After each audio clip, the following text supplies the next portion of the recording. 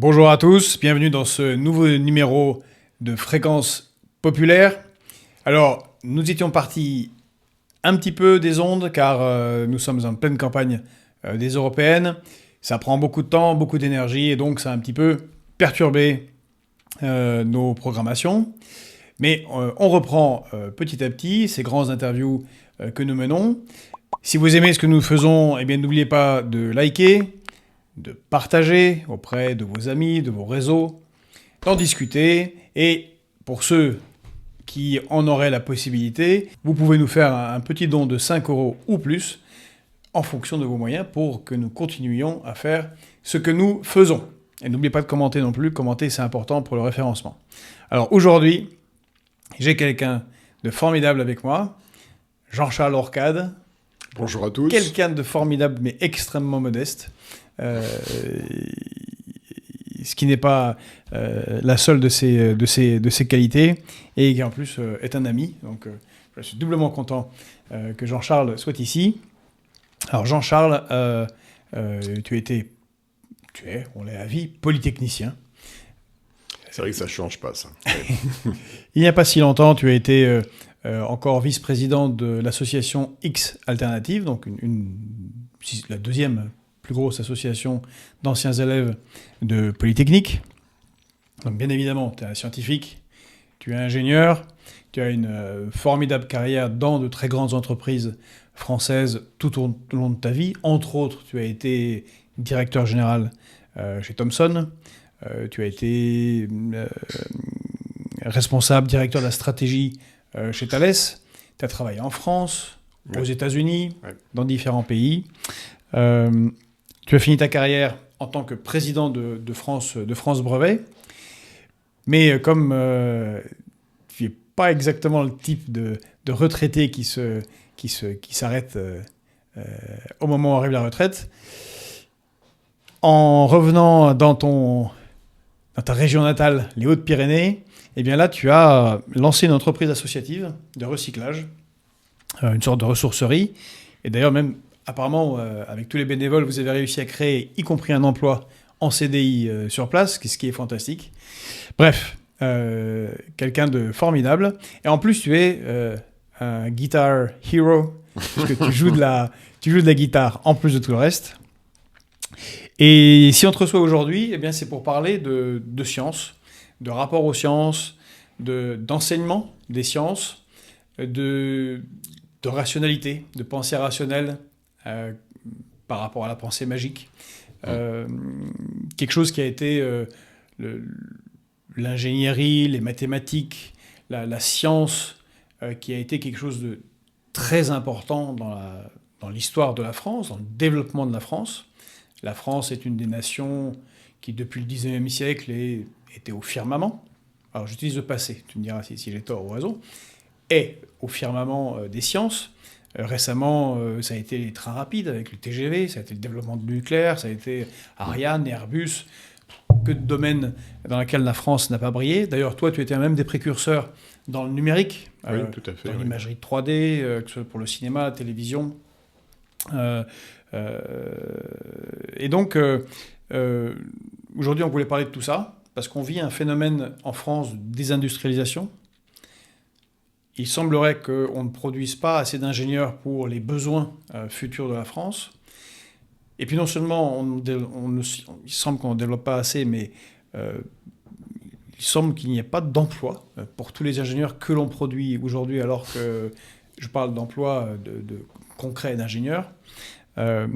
Beaucoup finissent dans les services, dans le tertiaire. Et puis, on a une impression que la pensée cartésienne, rationnelle, s'effondre un peu dans notre pays. Alors toi, quel est ton avis qui a été de Los Angeles à... Comment s'appelle ton village ?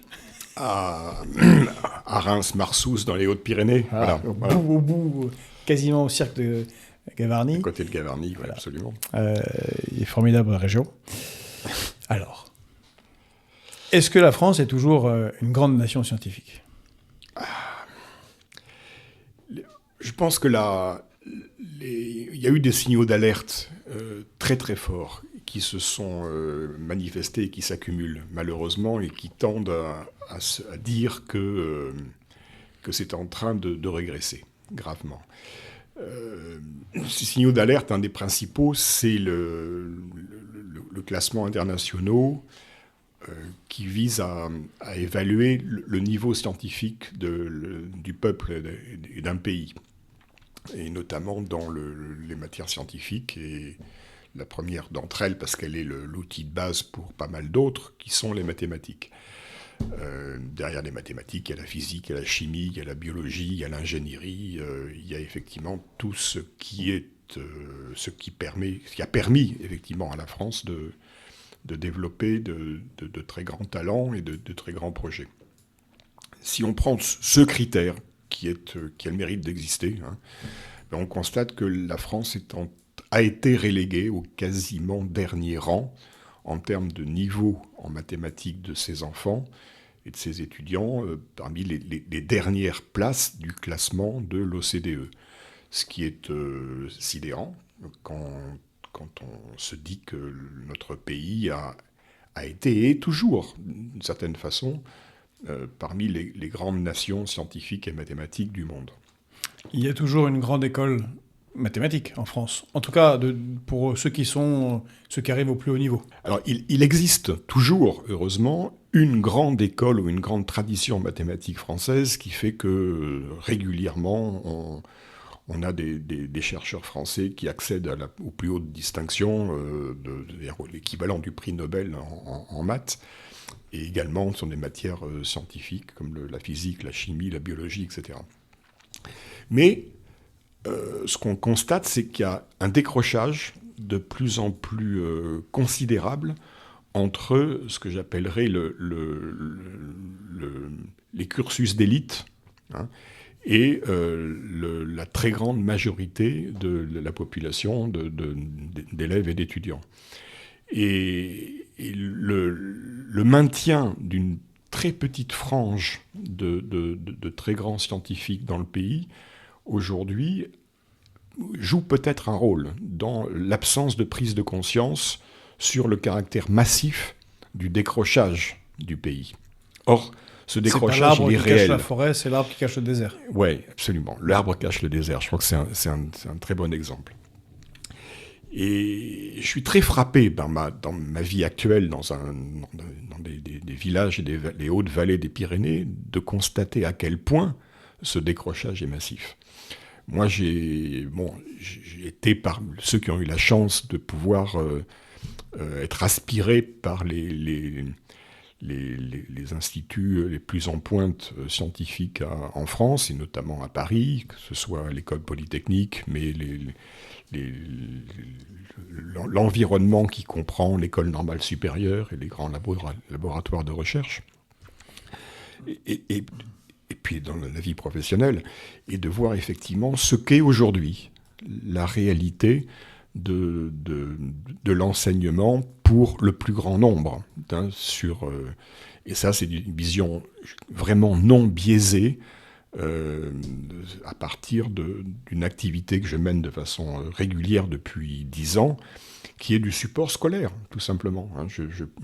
Toutes les semaines, j'ai entre 2 et 3 ou 4 élèves, de la 3e au lycée, voire aux premières années de faculté, de soutien scolaire. Bon, ce qui est modeste, mais qui, sur 10 ans, me permet de voir un petit peu comment les choses évoluent. Concrètement, là où ça se passe. Et très concrètement. Et de voir l'ampleur du décrochage et puis quelque part du naufrage qu'on constate sur le niveau des élèves en collège et en lycée dans une petite ville qui a rien de particulier. Et c'est ça qui est intéressant, c'est qu'elle a justement rien de particulier. Là, je parle notamment pour prendre un exemple, du collège-lycée d'Argelès-Gazost, petite commune de 2500 habitants dans un fond de vallée pyrénéenne. Mais des Argelès-Gazost, il y en a des centaines en France. Et qui sont des endroits où effectivement des gens se battent, des profs se battent, d'autres ont lâché. ont lâché l'affaire. Clairement, on le constate et on ne peut pas leur jeter la pierre. Et on voit comment des élèves aussi lâchent l'affaire et puis finalement se contentent d'une perspective qui n'est pas une perspective, constante d'une forme de renonciation à toute notion qui pourrait être qualifiée d'excellence, quoi. Voilà. Alors, ça, c'est un peu le constat. Voilà. Et ce constat, d'une certaine façon, on peut le rapprocher de ce qu'on constate qui est plus une évolution de ce que tu disais, c'est-à-dire sociologique du mental collectif, où on constate que l'attraction pour le non-rationnel, pour la pensée magique, pour l'immense diversité de savoirs ésotériques qui vont de l'astrologie à toute série de théories les plus baroques, gagne du terrain dans le pays. On va revenir sur cette pensée magique, parce que c'est quelque chose qui est frappant, qui se développe. Ouais. Et apparemment, tu fais le parallèle avec un peu l'effondrement des connaissances scientifiques, y compris de base mathématiques, ouais, dans la population en général. C'est vrai qu'on a entendu parler des classements, comme le classement PISA ou le classement OCDE, que tu as évoqué. Mais j'ai remarqué, c'est avec la guerre en Ukraine, de manière tout à fait... un peu par hasard, par la bande, que ouais, beaucoup de gens s'en sont rendus compte très directement, avec des petits réfugiés ukrainiens de tous âges, de 6 ans à 15 ans, qui se retrouvaient dans le primaire français ou au collège ou au lycée. Et partout, de Paris au fin fond des vallées des Pyrénées, on s'est rendu compte qu'il y avait un décalage de 2, 3, 4 ans en compétences mathématiques des enfants, quels que soient les âges, alors même que l'Ukraine, n'a pas exactement l'économie de la France, est un pays qui souffre de graves problèmes de corruption depuis toujours, qui est en une guerre civile, semi-guerre civile depuis 2014, où les enseignants, je ne crois pas qu'ils soient bien mieux payés que les enseignants en France, et pourtant, en mathématiques, les enfants sont meilleurs que les nôtres. Alors, sur des Ukrainiens qui m'ont dit qu'ils étaient liés à l'école soviétique, qui disent, mais en fait, vous avez un problème de méthode d'enseignement. Vous avez une très belle école. En fait, vous avez une méthode qui est pas terrible pour enseigner aux petits, très abstraite, puis pas assez de répétition. Et il n'y a que les bons qui comprennent et qui traversent et qui se retrouvent dans l'excellence de l'école mathématique de très haut niveau française. Mais pour les autres, alors est-ce que c'est dans la méthode d'enseignement, dans le nombre d'heures? Qu'est-ce qui fait que ça fait un plouf? Alors, là, j'ai pas de réponse sur ce point-là.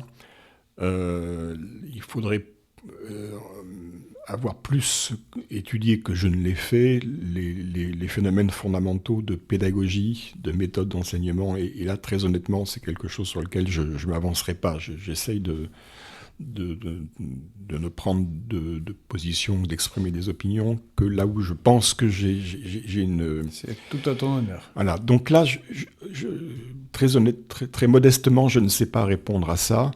Est-ce que c'est un problème de méthode? Est-ce que c'est un problème je peux avoir quelques idées de répétition? Est-ce que le niveau d'abstraction n'est pas bien calibré par rapport à l'enseignement du plus grand nombre? Possible. Il y a eu des erreurs dans l'enseignement des mathématiques en France, notamment avec l'introduction des maths modernes dans les années 60. Ces erreurs ont été analysées, elles ont été probablement partiellement corrigées. Mais aujourd'hui, je ne saurais pas faire un lien direct avec les méthodes. Moi, je n'ai pas plus de compétences que toi en pédagogie, en particulier mathématiques. Mais j'ai 3 filles qui sont actuellement dans le système scolaire.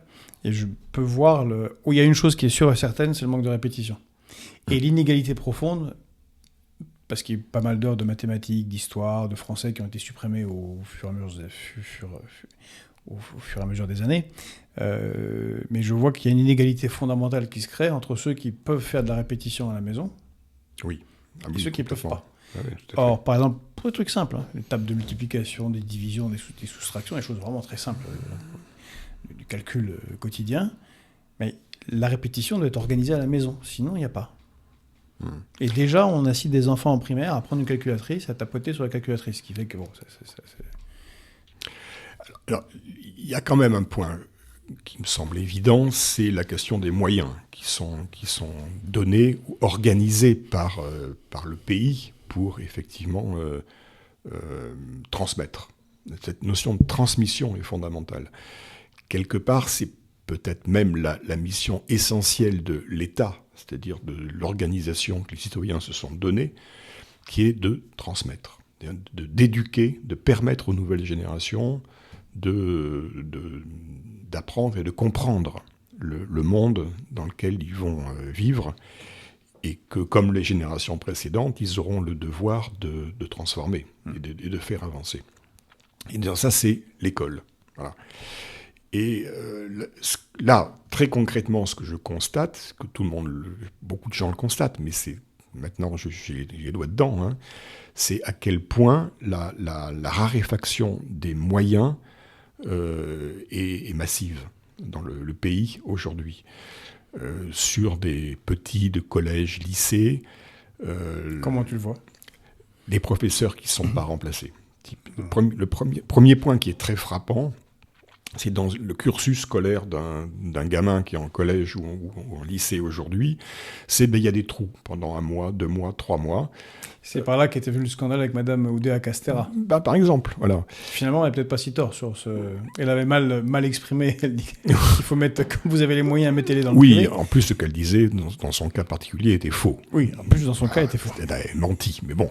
Mais la réalité... c'est une macroniste, c'est normal. La réalité sur le terrain, c'est quand même que c'est massivement vrai. Moi, je vois des élèves qui... pendant 1 mois, 2 mois, 3 mois, ont eu un prof absent. À une autre période, quand un prof était absent, il y avait une organisation, un volet de postes qui était créé pour assurer la jonction, parce que c'est normal d'être absent, on peut avoir un congé de maladie, on peut être malade, on peut avoir un accident de vie quelconque, et dans ce cas-là, il faut remplacer. Et en fait, ce n'est pas le cas. Et effectivement, il y a eu... problème de budget, de façon évidente. Hein. Là, on est quand même face à une réalité socio-économique massive dans le pays, qui est cette religion impulsée par le gouvernement actuel de réduction des coûts, de réduction, quelque part, systématique des moyens que l'État met à disposition des citoyens pour les services publics. Et l'éducation est le premier service public en France, et qui, comme les autres, souffrent de ça. Donc ça, c'est une vraie réalité, et tous les jours, sur le terrain, on en voit les conséquences. Et les conséquences, c'est des classes entières, donc si on généralise, des générations entières de gamins, dont on ne s'occupera pas suffisamment, on ne donnera pas le temps nécessaire pour justement répéter, apprendre, et transmettre, avec des conséquences évidentes. Et là, l'autre point qui est très important, il y a cet aspect des moyens, et derrière cette question des moyens, de plus en plus, ça m'amène à penser qu'il y a une certaine forme d'absence de volonté ou de volonté négative, aujourd'hui, qui joue dans cette désaffection ou ce mépris qui est organisé par l'État, donc dont c'est la mission. À la tête de l'État ou ailleurs ? À mon avis, c'est au niveau de... oui, c'est déjà au niveau de la tête de l'État, et ça percole.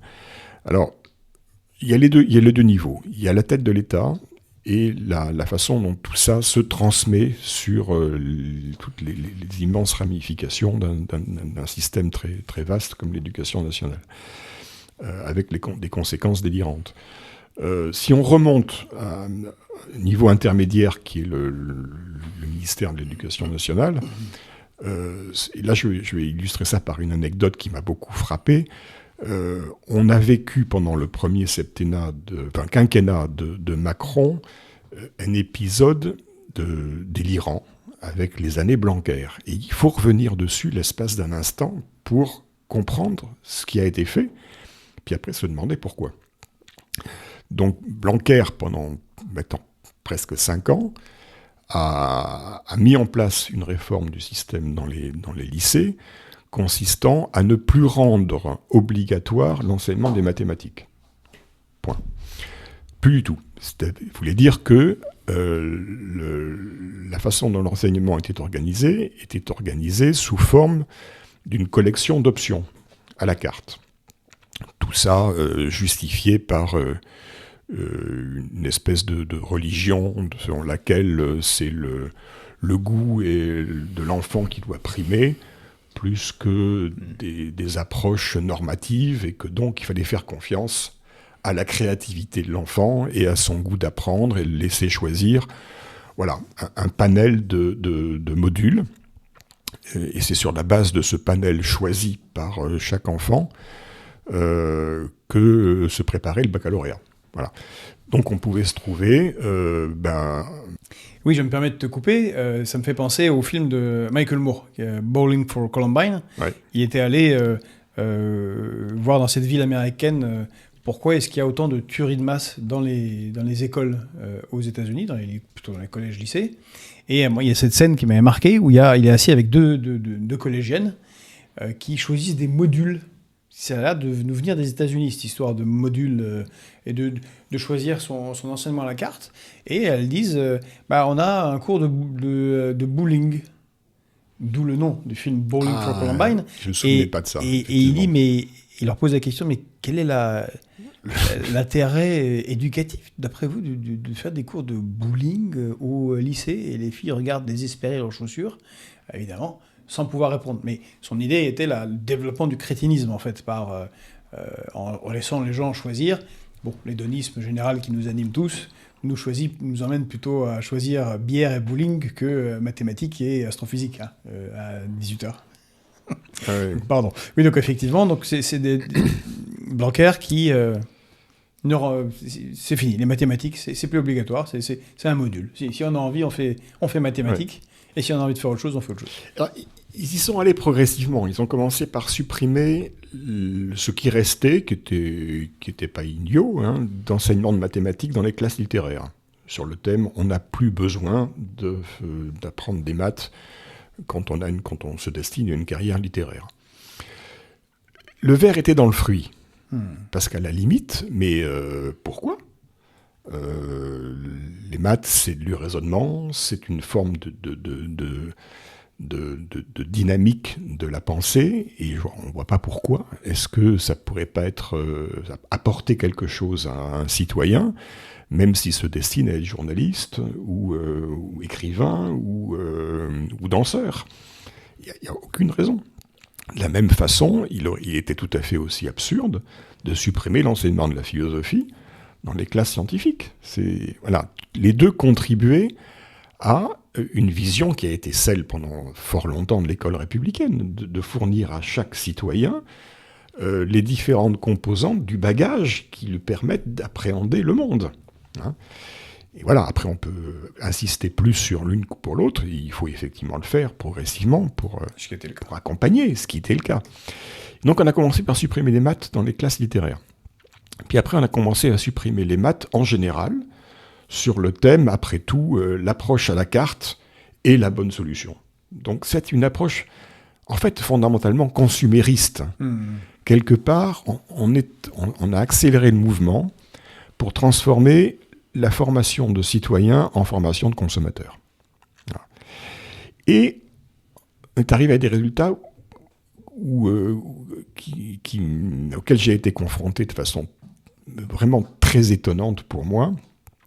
C'était cette année, dans la rentrée de septembre en 2023, où des amis m'ont demandé dans les Pyrénées de me dire est-ce que tu peux t'occuper de notre fille là, qui vient d'entrer en première année de licence de biologie et qui a de grosses difficultés en maths, elle n'a pas l'air de s'en sortir, il faut vraiment que tu viennes. Ok.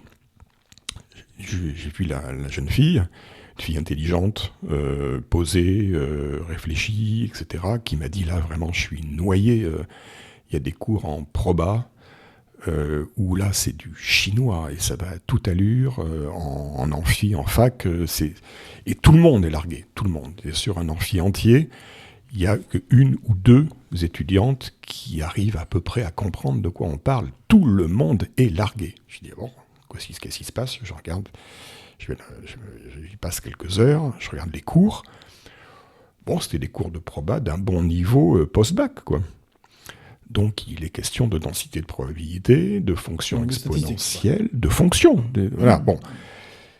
Et je me dis, ah oui, quand même, c'est pas de la petite bière. Donc, bon, il faut que je mobilise un peu 5 minutes pour ranimer mes souvenirs sur ces sujets. Bon, ok. Et je commence à lui expliquer des choses. Puis là, je m'aperçois qu'elle souffre vraiment, elle ne comprend pas du tout. Et là, je dis, ok, on va revenir un peu en arrière. On revient en arrière. Et là, je sens la déroute. Je reviens de plus en plus loin, en arrière, et j'arrive sur des notions qui étaient ce que j'étais en train d'enseigner à une autre gamine qui était en 3e. Mais là, je me rends compte que les bases étaient friables, évanescentes, etc. Et là, tout à coup, j'ai un doute, mais putain, mais t'attends pas que t'as vu ça l'année dernière. Et Penaud, elle me dit, ben non, parce que j'avais pas pris l'option maths. Elle dit, attends une seconde, t'es en train d'attaquer une première année de fac sur une matière scientifique et t'as pas fait de maths l'an dernier. Et là, bord des larmes, elle m'a dit, mais non, mais en première non plus. Ah bon? Donc, t'avais pris un truc à la carte, et la dernière fois que t'as fait des maths, c'était en seconde. Évidemment, ça remonte déjà à plus de 2 ans. Donc, ce qui fait que les jeunes pouvaient prendre SVT, sciences du vivant et de la Terre, sans... Oui. Et la moitié des élèves qui étaient en première année de biologie à Toulouse, oui, c'est pas... La biologie, c'est un peu basé sur la chimie, quoi. Hein. Biochimie, c'est de la chimie, c'est de la physique. On ne peut pas faire de la physique-chimie avec un niveau de maths qui remonte en réalité à la 3e. Ben, ça n'a aucun sens. Et pourtant, elle était là. Donc, on s'est acharné pendant quelques heures de plus. Et puis, à un moment donné, c'est la première fois que ça m'est arrivé, je lui ai dit, écoute, là, c'est pas possible. Ce n'est pas possible. Le challenge, j'ai pris beaucoup de challenges dans ma vie, mais on ne peut pas rattraper 3 ans d'absence de culture scientifique en 2 semaines. Là, ce n'est pas possible. Donc on a convenu de laisser tomber les maths pour se concentrer sur de la physique, où c'était effectivement plus facile de revenir à niveau et d'essayer de tangenter une note pas trop médiocre, pas pour continuer, parce qu'on ne peut pas continuer, mais pour arriver à avoir une passerelle et revenir repartir à zéro sur une autre formation qui soit moins exigeante. Donc le naufrage, le désastre.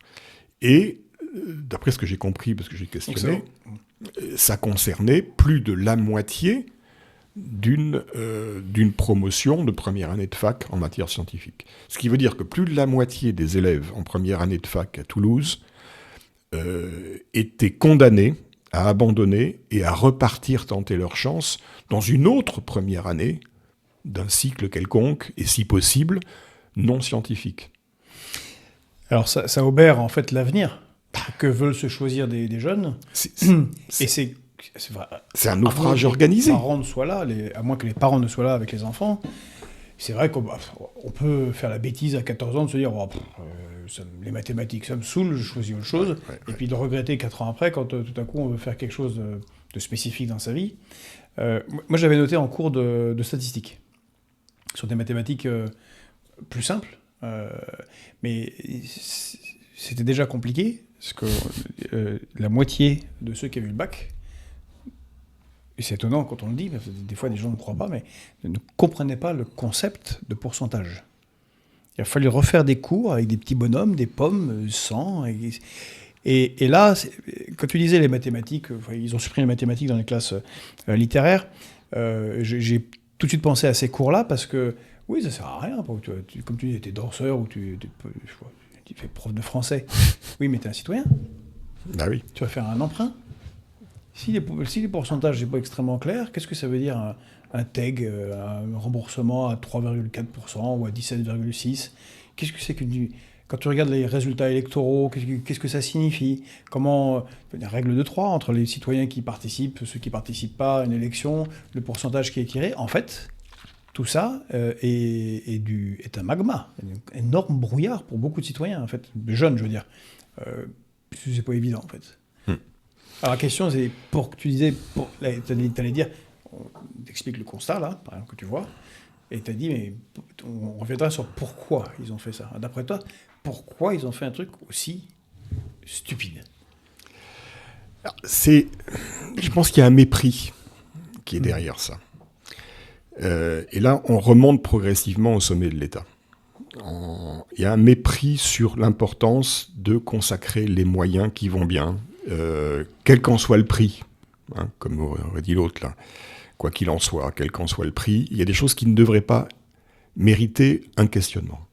Là, on sent que la nécessité de ce questionnement, la nécessité de mettre les moyens qu'il faut, n'est plus comprise au niveau du sommet de l'État, voire est méprisée. Et là, je fais un rapport avec un autre témoignage qui m'a beaucoup marqué, c'est celui qui a été porté par Yves Bréchet. Et Yves Bréchet était haut-commissaire à l'énergie atomique, donc il avait la mission pour la France de coordonner la politique dans toutes ses composantes de l'industrie du nucléaire, aussi bien civile que militaire. Alors on le salue, parce qu'il va venir à ta place dans quelques semaines. Il était avec nous aux universités d'été qu'on a organisées à Nîmes. Ouais. Et donc Yves Bréchet. Et Yves Bréchet a mené une série d'auditions tout à fait extraordinaires. Il a été auditionné par l'Assemblée nationale pour répondre, je crois, à la question de se demander comment se faisait que la France était en train de perdre en fait tous les leviers, tous les outils garantissant l'indépendance nationale en matière d'énergie et de façon assez générale. Donc en fait, on est dans le même sujet. En réalité, on est dans le même sujet. Et Yves Bréchet disait, et je conseille à tout le monde de suivre ces auditions qui sont disponibles sur le site de l'Assemblée nationale. 2h30 d'audition d'Yves Bréchet, c'est fascinant. Vous commencez à la première minute et vous n'arrêterez pas avant 2h30. Ouais, il faut vraiment le voir, c'est extraordinaire. Sur le site de l'Assemblée nationale, sur YouTube, Yves Bréchet. C'est ahurissant. Proglio est pas mal aussi. Oui. Et Yves disait, finalement, ce qui m'a sidéré lors de la fréquentation, là on est sur toute c'était avant, mais particulièrement accentué après l'arrivée au pouvoir d'Emmanuel Macron, c'est le mépris, et ça c'est nouveau, le mépris sidérant qui est aujourd'hui porté par la population qui a pris les rênes de la puissance publique, de l'État, mépris complet pour la pensée scientifique.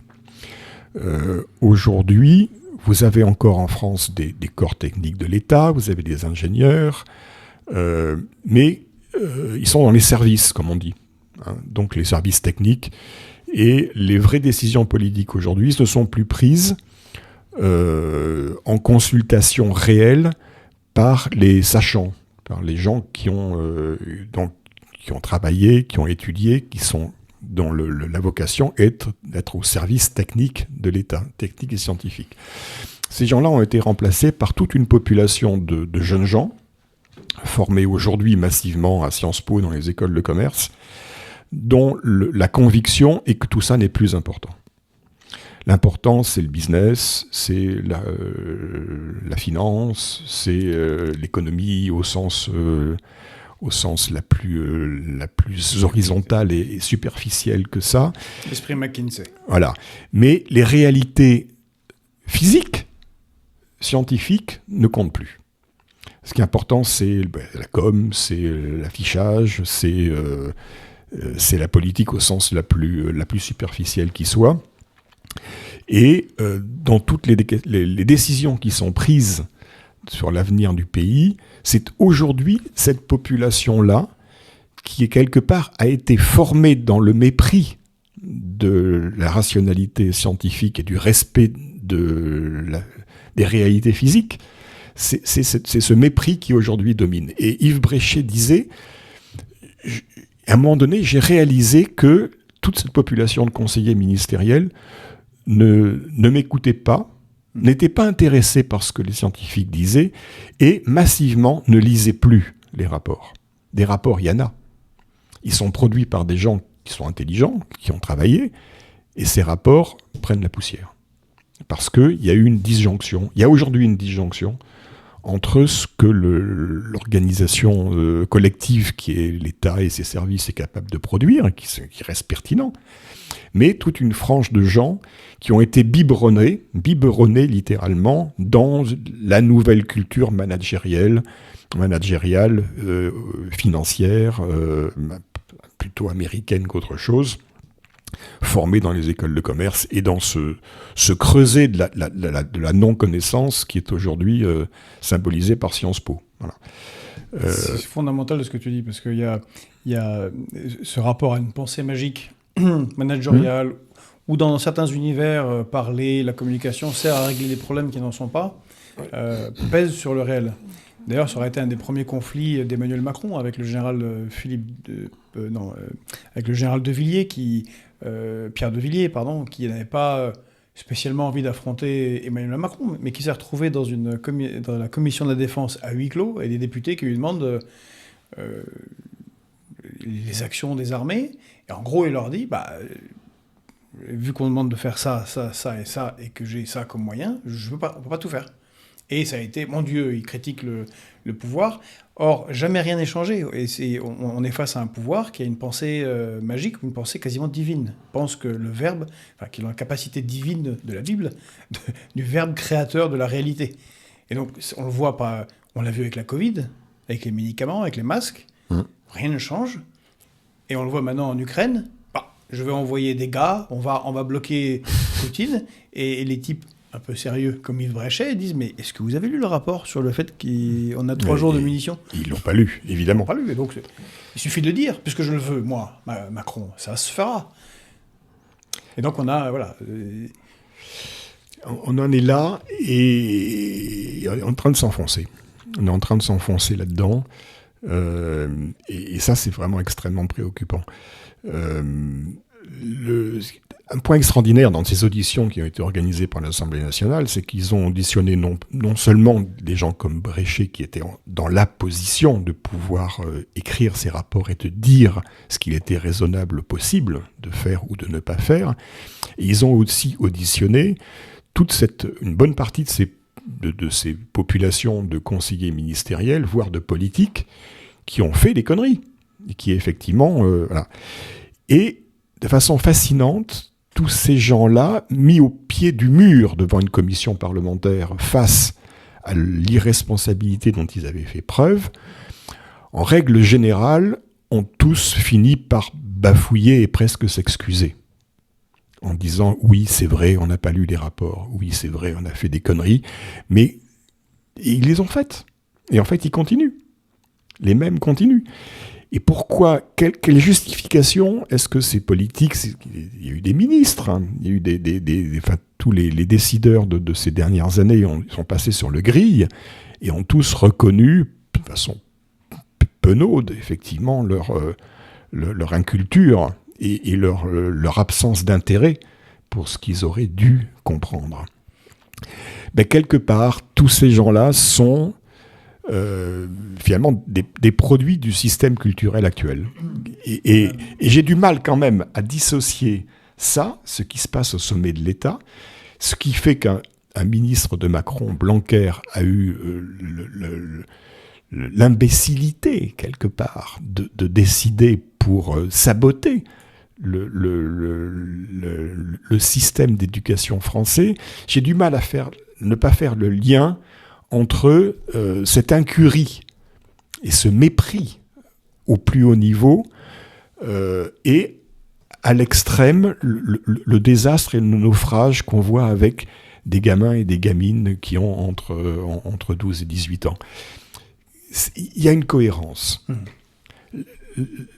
La France est un pays qui est quand même relativement centralisé. Donc oui, les choses, effectivement, finissent par percoler et produire... Poisson pourri par la tête. Exactement, le poisson pourri par la tête. C'est l'abêtissement du peuple, une sorte d'abêtissement organisé.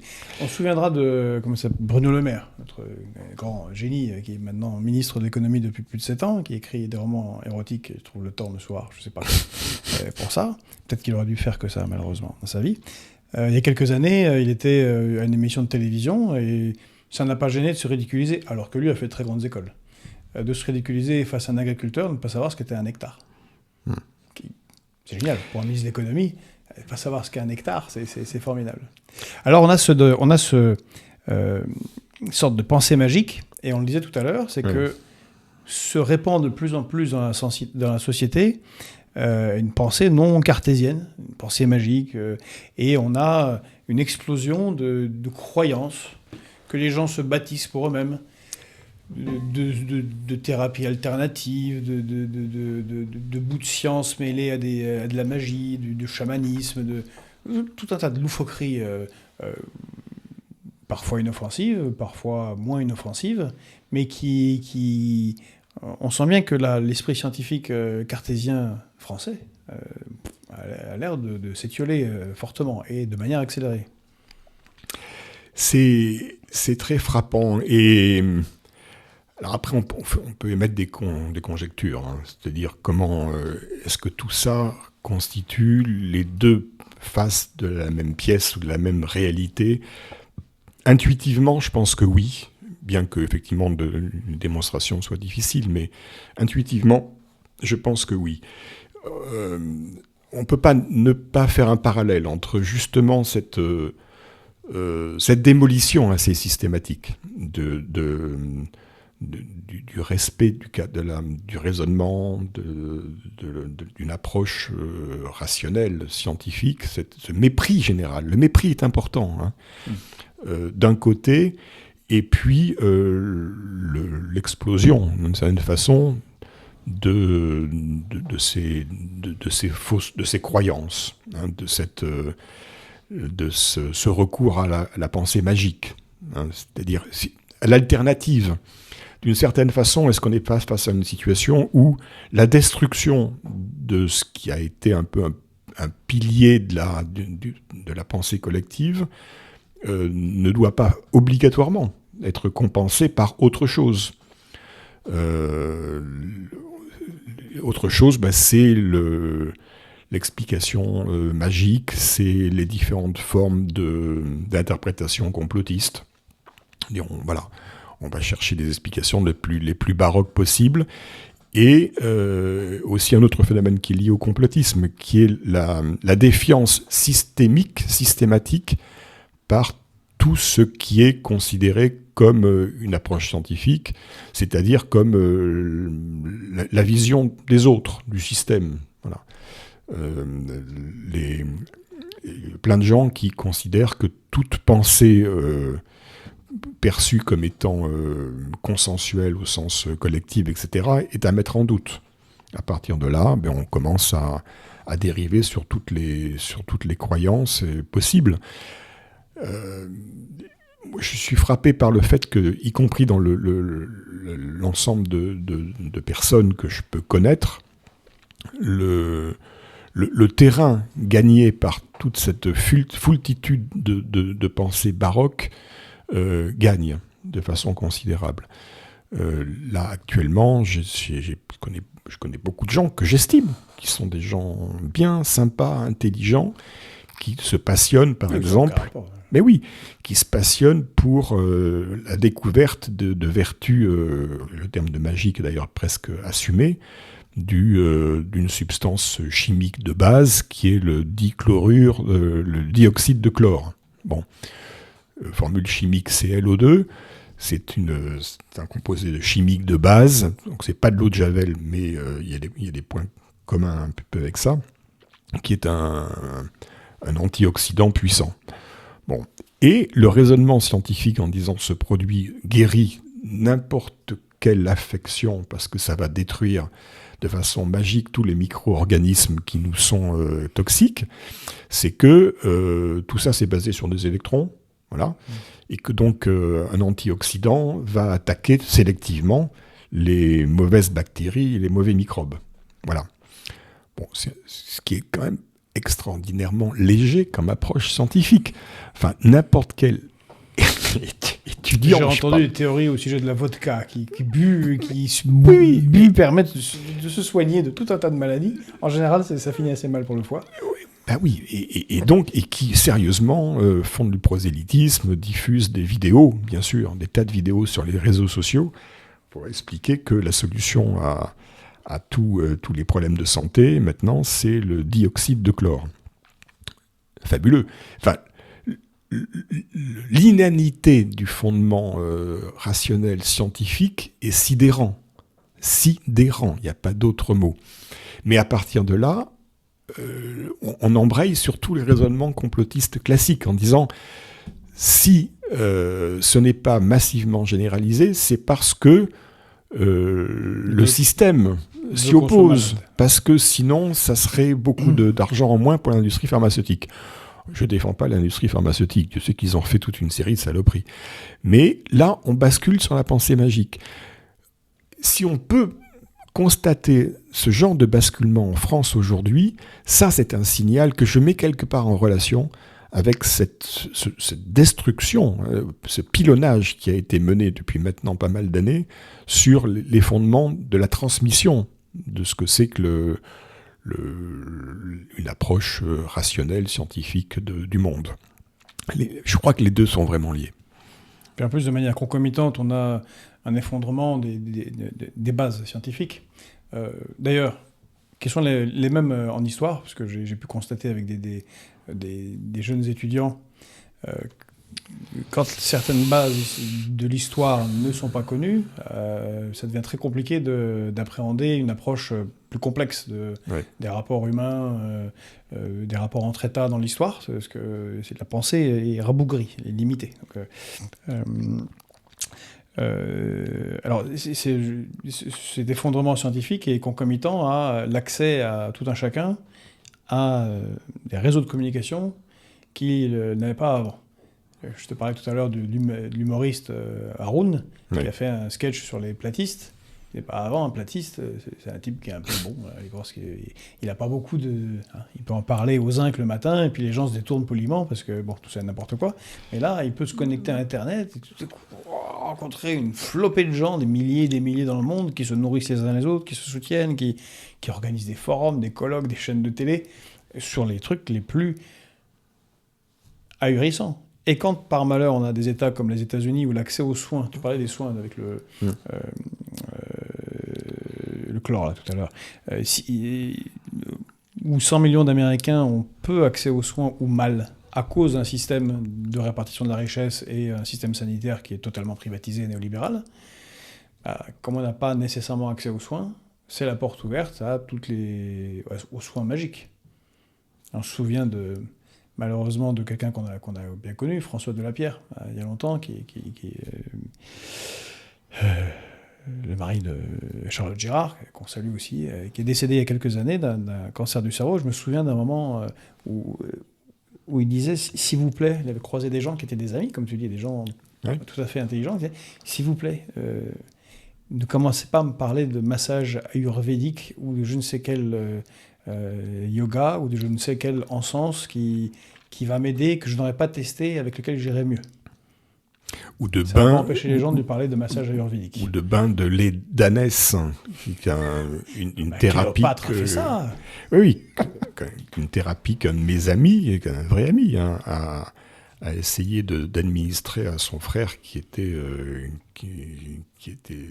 victime d'un cancer et qui en est mort d'ailleurs peu de temps après, mais avec la conviction absolue que les vertus d'un bain dans lait d'ânesse étaient effectivement une approche raisonnable.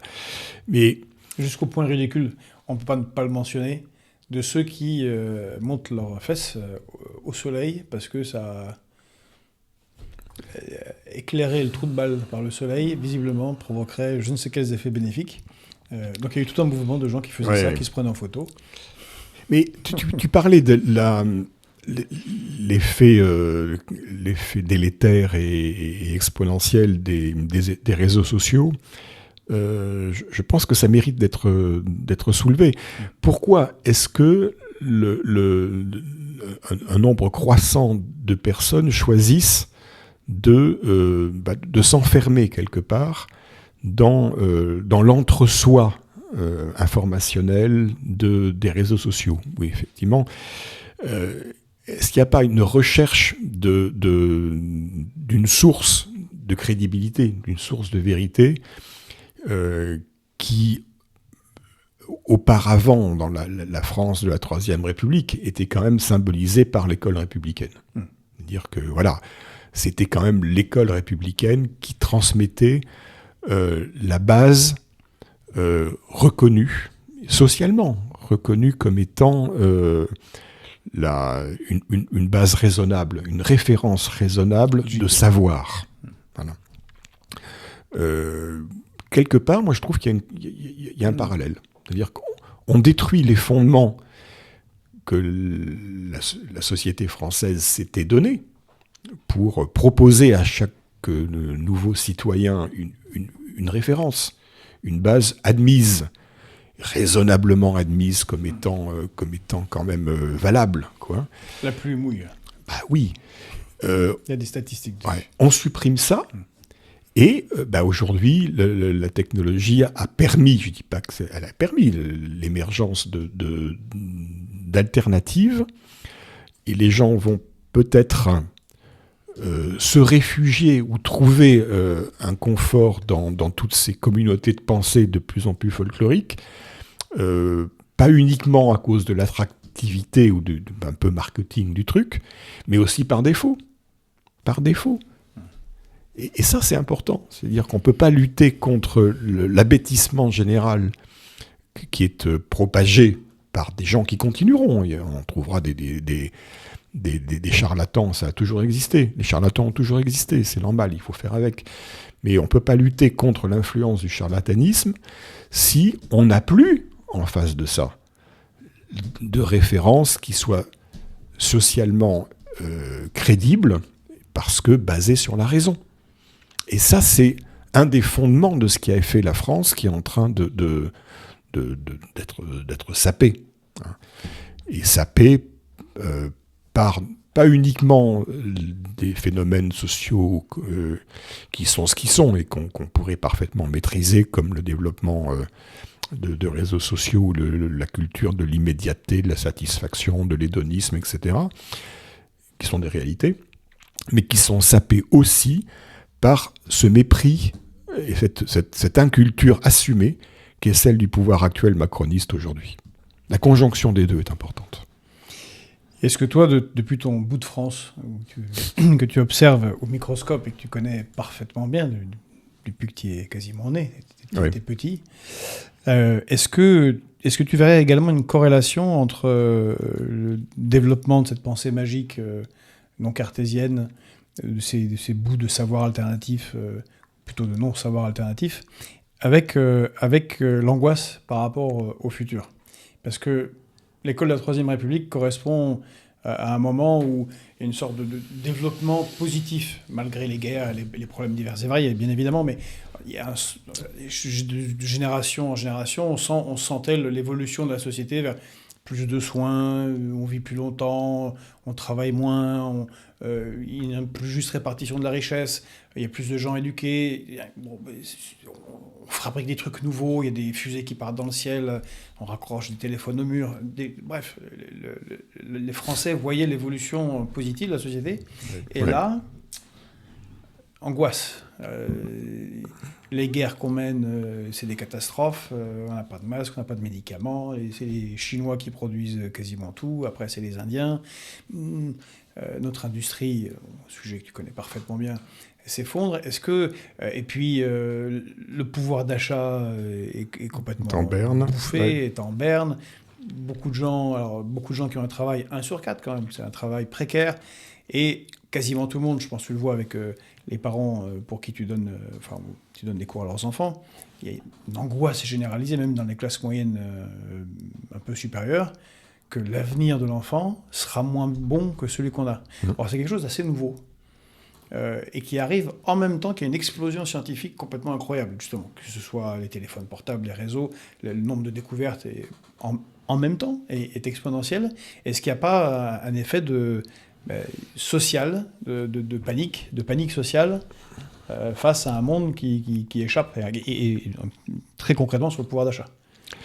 Alors, c'est une réalité, ce que tu dis. Effectivement, cette perte de confiance dans l'avenir, aujourd'hui, c'est une réalité dans le pays. Et alors après, il y a pas mal de façons de réagir à ça. Il y a les aspects positifs que je constate sur le terrain de ce qui sont ces petits bouts de territoire très excentrés par rapport à Paris, que sont les vallées pyrénéennes. Les aspects positifs que je constate et auxquels je participe, c'est un retour au local. Dire que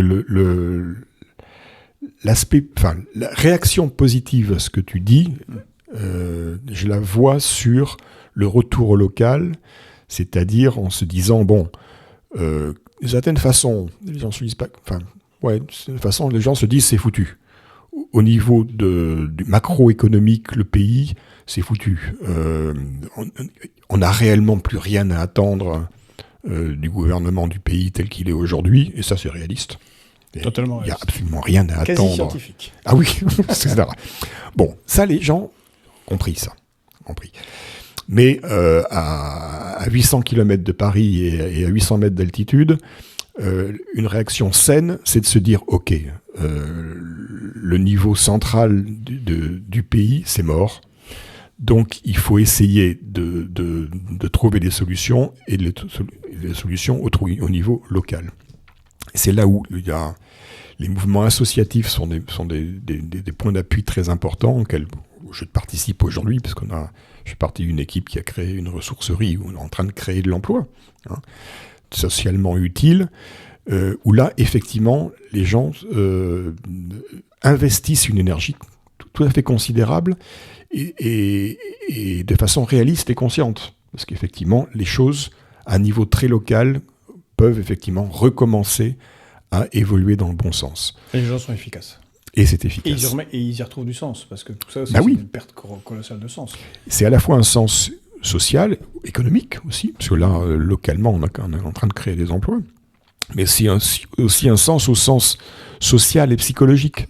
C'est-à-dire retrouver une humanité commune, retrouver de la chaleur humaine, retrouver une confiance dans l'autre qui se propage. Et c'est en avançant à plusieurs et en agissant à plusieurs localement qu'effectivement on est en train par pas mal d'endroits, je pense, de relancer quelque part des dynamiques. Alors ça, c'est le côté positif. C'est le côté positif. Alors, heureusement que ça existe. Moi, j'essaye toujours de voir. La résistance à la crise. La résistance spontanée comme un organisme qui est attaqué par les bactéries. Mais après, au niveau de au niveau de plus global, au niveau de ce qui est le mental et l'état d'esprit en France, il y a quand même une corrélation qui est impossible à ne pas faire, hein, effectivement. Et ça, effectivement, ça vient encourager ce développement de ces croyances lunaires, hein, de ce refuge dans la pensée magique, tout ça. Et souvent, chez les mêmes individus, les deux coexistent. Bien sûr. La réalité est toujours très compliquée. C'est-à-dire que je connais des gens qui sont à la fois fabuleux dans la compréhension de la nécessité de réinvestissement dans le concret, l'action, le local, et qui par ailleurs, effectivement adhèrent à quelques théories les plus étonnantes qu'on puisse imaginer. Et d'une certaine façon, moi je me dis, c'est pas grave.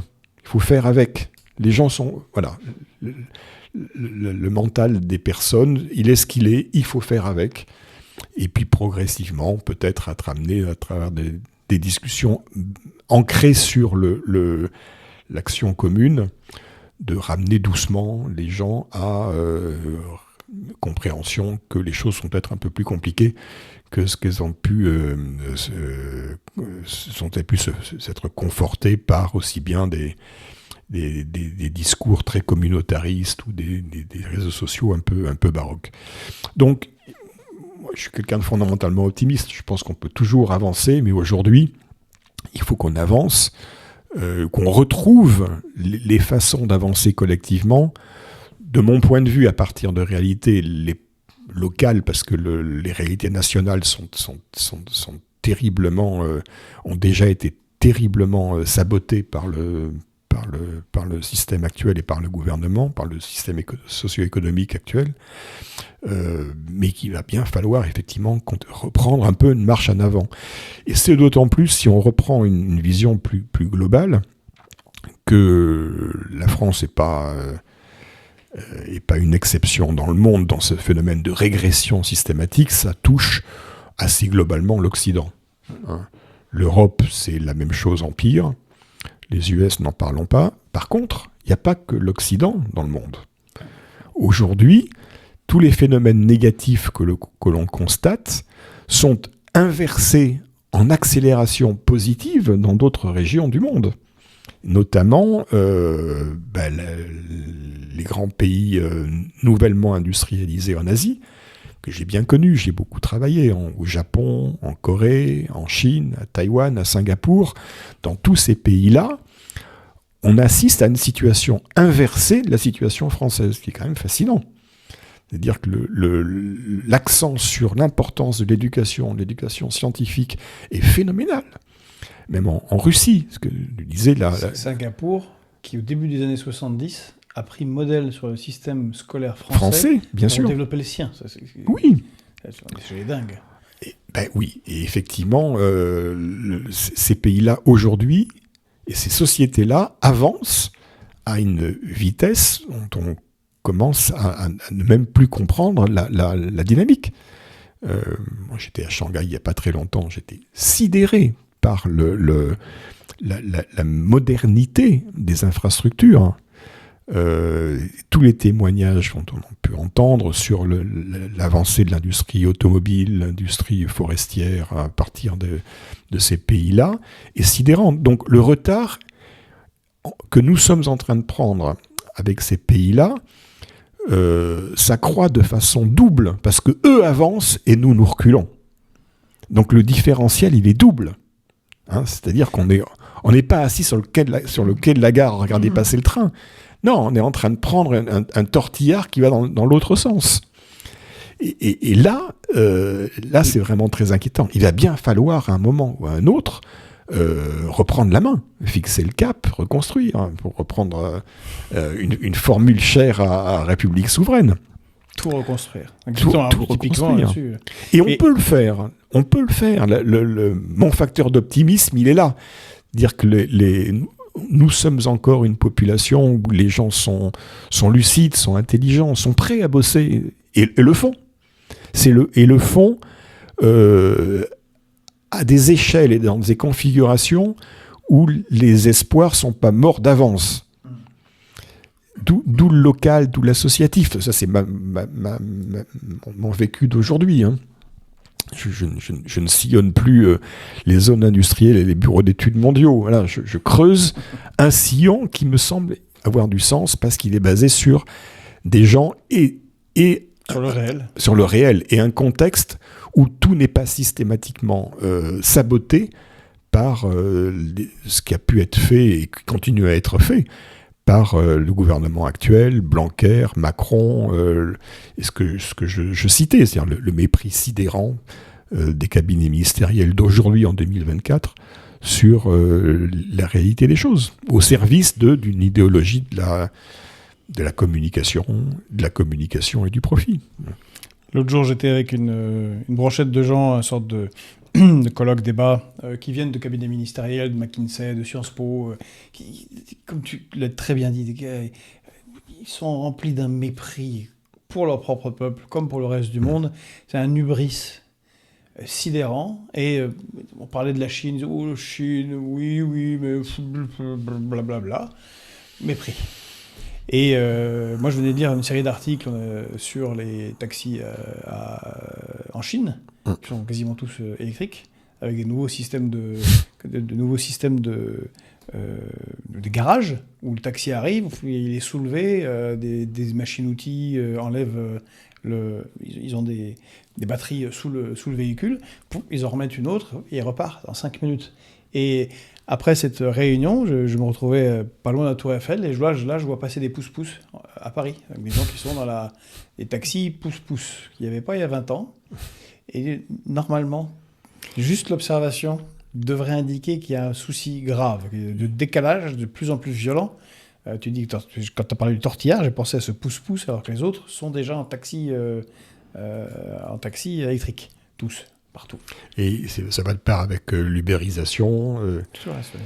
Dans le même sujet, là, j'étais sidéré d'apprendre l'autre jour que dans le contexte de la destruction programmée du trafic ferroviaire de marchandises et puis la privatisation du découpage en rondelles qui est en train de se faire du réseau national français, de la SNCF, l'une des réponses avait été par Macron, les cars Macron. Donc finalement, le train, on s'en fout, c'est quand même plus pratique de développer des bus privés. Les bus privés ont fait faillite, ils ont été rachetés par Blablacar. Maintenant, c'est Blablabus. Même la SNCF a des cars qui concurrencent la SNCF. Exactement.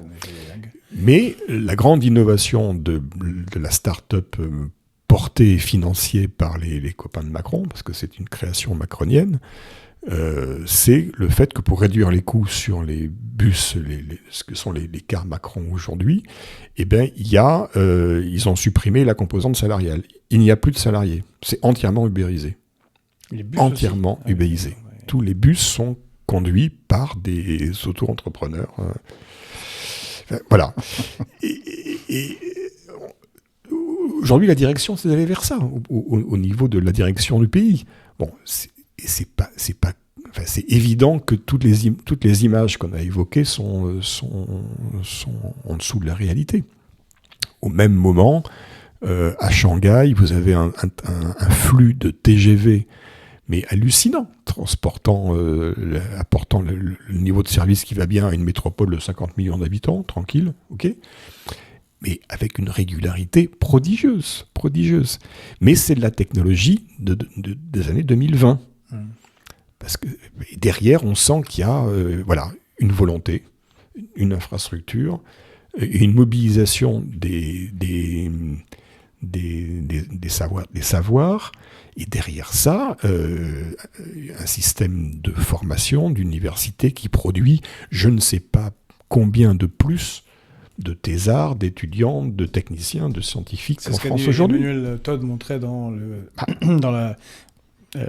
son dernier livre sur l'effondrement de l'Occident, il le basait sur des données matérielles de production du nombre d'ingénieurs par année, en constatant que Les Russes en produisent 4 fois plus, les Chinois, les Indiens, pardon, même les Iraniens produisent autant d'ingénieurs que les Américains. Alors pareil, c'est le même mépris. Après, oui, mais c'est des ingénieurs de là-bas. C'est jamais que des Ils Iraniens. sont colorés, ils sont complètement stupides. C'est jamais que les Perses. Hein. Si on regarde un peu l'histoire. Comment peut-on être persan? Exactement. Autant d'ingénieurs que les États-Unis devraient considérablement inquiéter. Parce que si on se rappelle l'histoire, et l'histoire se rappellera à nous si on ne se la rappelle pas, il y a quelques peuples comme les Indiens ou les Chinois qui n'ont pas beaucoup apprécié l'avancée technologique qu'on a eue au début du XIXe siècle qui nous a permis de décoloniser pendant plus d'un siècle, alors que c'était des civilisations millénaires qui en fait n'étaient pas très loin. Donc si maintenant ils prennent un avantage considérable, il ne faudra pas s'étonner du retour de bâton qu'ils pourraient nous faire subir. Oui. Surtout si on continue à leur expliquer les droits de l'homme en long, en large et en travers. Oui. C'est comme si un petit agacement supplémentaire. Ouais. Non, effectivement. Mais encore une fois, je pense que tout ça est malheureusement fait partie des différentes points de vue qu'on peut avoir sur une même situation de crise. Il y a un même malaise global dont les gens sont conscients quand même. Hein. Ils sont conscients, on ne trouve pas forcément la bonne façon de modéliser ça, mais les gens aujourd'hui sont conscients de ça. On va effectivement, on est en phase de régression, d'où cette inquiétude par rapport à l'avenir. Mais il est justifié. Quand notre société est à ce point-là en régression, et l'exemple dont on est parti, les mathématiques scientifiques, ce n'est jamais qu'un angle de regard. Tu as eu raison de citer la perte de culture en matière d'histoire. C'est complètement lié. C'est complètement lié. Tout ça, c'était les outils dont la société française se donnait pour transmettre aux jeunes et pour permettre aux nouvelles générations de continuer d'aller de l'avant de façon intelligente, quoi. Quand tout ça est attaqué, effectivement, la perte de confiance dans l'avenir est logique. Et il faut maintenant trouver des façons de repartir. Eh bien, merci Jean-Charles pour cette discussion et pour cette conclusion. Merci à toi. Et pour les notes d'espoir, malgré tout, dans cette grande régression. Écoutez, si vous êtes arrivé jusque-là, c'est que vous avez aimé cette vidéo, cette discussion et ce sujet qui est fondamental. Ça n'est pas pour rien qu'à République Souveraine, eh bien, nous souhaitons, un de nos slogans, c'est pour tout reconstruire. Ce n'est pas pour rien. Nous, on conserve un esprit cartésien, scientifique. On est pour une France d'ingénieurs, une France qui a fait Ariane, le TGV, le nucléaire, développé les câbles sous-marins pour Internet, bref, qui a été, il n'y a pas si longtemps, au firmament de la science mondiale. Donc si vous avez aimé, eh bien n'oubliez pas de liker, de commenter, de partager, et puis s'il vous reste encore 5 € au fond d'une poche, eh bien vous pouvez nous aider à continuer ce que nous faisons et à produire un travail scientifique de qualité. Je vous remercie. Merci encore Jean-Charles. Merci à tous. Et peut-être à bientôt un de ces jours pour reparler d'industrie plus spécifiquement. Ok.